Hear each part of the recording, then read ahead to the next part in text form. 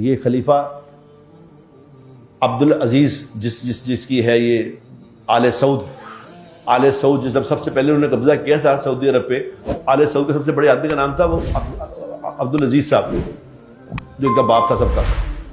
وہ سارے ملک پہ قابض ہو گیا، ملک میں فاقہ غربت.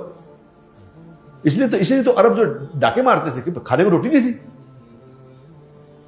اب وہ روزانہ جا کے خانہ کعبہ میں بیٹھتے دیوار کے ساتھ، ساری رات بیٹھا، یا اللہ میں نے حکومت تو لے لی، میں روٹی کہاں سے کھلاؤں ان کو؟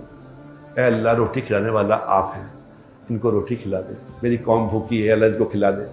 ساری رات خانہ کعبہ کی دیوار کے ساتھ بیٹھ کے روتے رہتے تھے عبدالعزیز صاحب رحمۃ اللہ علیہ.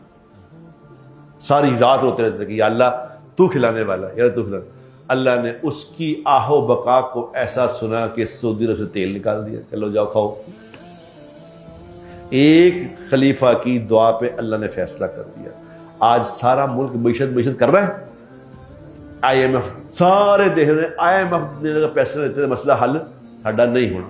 کوئی بھی یہ آدمی کہنے والا آپ کو بتائیں کہ جب تک اللہ ہمارا مسئلہ حل نہیں کرے گا ہمارا مسئلہ حل نہیں ہوگا. کوئی کہتا ہے سنی کسی سے بات نہیں، کسی وزیر سے، کسی پرائم منسٹر سے، کسی عوام کہ اللہ کرے گا مسئلہ حل.